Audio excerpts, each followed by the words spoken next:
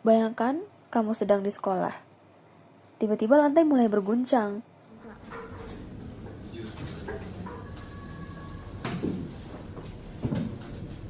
Barang-barang jatuh.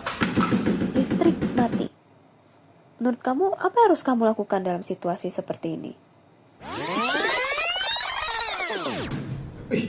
Apaan tuh, Arik? Gempa ya? Kok bisa balik lagi ke sini? Tapi kalau gempa kayak tadi, kita harus ngapain ya? Gak usah takut, gak usah khawatir. Kami yang bakal pandu kamu. Sebelum itu, kita harus mengetahui apa itu gempa. Gempa merupakan salah satu bencana jenis non-alam, yaitu bencana geologis. Gempa ini ditandai dengan adanya peristiwa bergetarnya permukaan bumi secara tiba-tiba akibat pelepasan energi dari dalam litosfer yang menghasilkan gelombang. Indonesia berada di antara pertemuan 3 lempeng tektonik di dunia, yaitu lempeng Indo-Australia, lempeng Eurasia, dan lempeng Pasifik. Jika ketiga lempeng ini bergerak atau bergeser, hal tersebut dapat menyebabkan gempa bumi.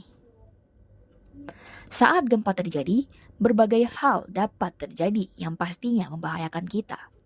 Keruntuhan material, guncangan tanah, hingga geretakan tanah. Akibat hal ini, kemunculan korban jiwa dan harta tidak dapat dihindari.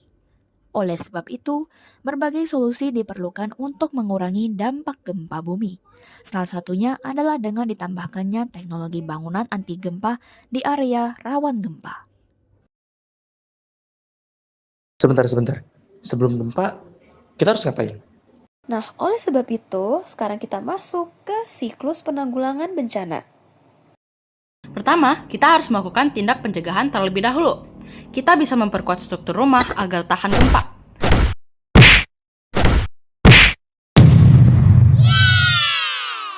Menghindari pembangunan rumah di area rawan gempa dan tidak menaruh benda berat di daerah yang tinggi. Tahap kedua adalah mitigasi. Mitigasi dibagi menjadi 2, yaitu yang pertama, struktural, di mana kita bisa menyiapkan tas siaga yang berisi kebutuhan dasar, mulai dari senter, makanan instan, dan P3K. Lalu yang kedua, kultural, di mana pemerintah bisa mengadakan latihan atau simulasi evakuasi gempa bagi masyarakat. Kabur ke tempat yang terbuka, menghindari tempat tertutup, sembunyi di bumi meja. Tahap ketiga, kesiapsiagaan. Contohnya, menyimpan nomor darurat seperti PPBD, rumah sakit, dan pemadam kebakaran. Mengetahui jalur evakuasi dan tempat berkumpul yang aman, serta mengikuti simulasi evakuasi gempa bumi agar terlatih dan tidak panik nantinya. Tapi gimana ya caranya biar kita tahu kalau gempa bakal datang?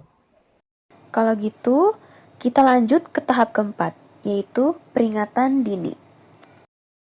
Peringatan ini biasanya diberikan melalui lembaga resmi seperti BMKG dalam bentuk sirene maupun notifikasi.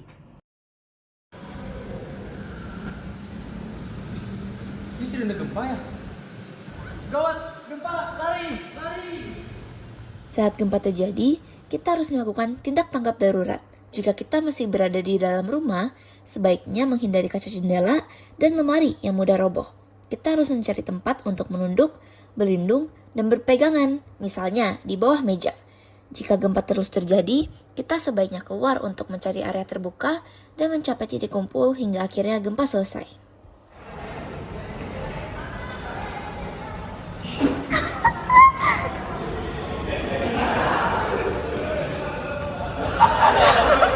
Ngapain sih? Wah, gempa udah selesai ya teman-teman. Iya. Selesai gempa kita harus ngapain ya kira-kira? Siwang nih. Tahap selanjutnya biasanya dilakukan oleh lembaga seperti BNPB, BPBD, dan lembaga lainnya. Kita mulai dari inventarisasi. Di tahap ini, lembaga akan mendata kerusakan, korban jiwa, dan kebutuhan setelah terjadinya gempa. Ada lagi nggak? Nggak ada. Berhenti ya. Setelah itu, pemulihan. Pemulihan dibagi menjadi 2 tahap. 1. Pemulihan fisik, di mana bangunan, jalan, dan fasilitas umum yang rusak akan diperbaiki. Contohnya, perbaikan struktur dan renovasi. 2. Pemulihan mental dengan memberikan dukungan psikologis dan trauma healing pada korban, serta melakukan pemeriksaan kesehatan dan pertolongan pertama. Sebagai contoh, bantuan profesional seperti psikologi, terapi, atau konseling. Tahap selanjutnya adalah rehabilitas, di mana infrastruktur dan pemukiman yang rusak akan dibangun kembali. Selanjutnya adalah tahap rekonstruksi untuk memulihkan fungsi dan kehidupan masyarakat perlahan-lahan seperti sedia kala.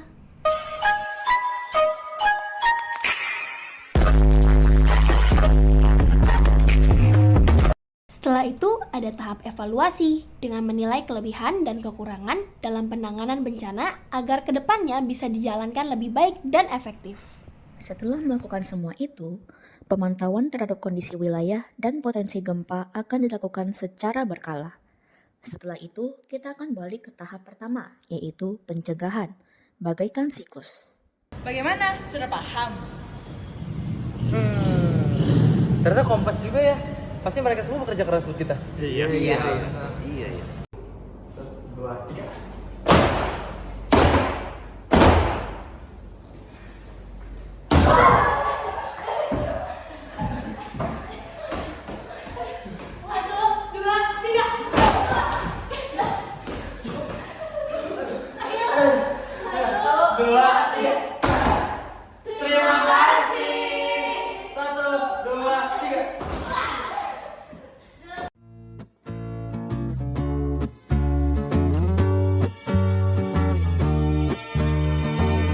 We're like two apples in a tree.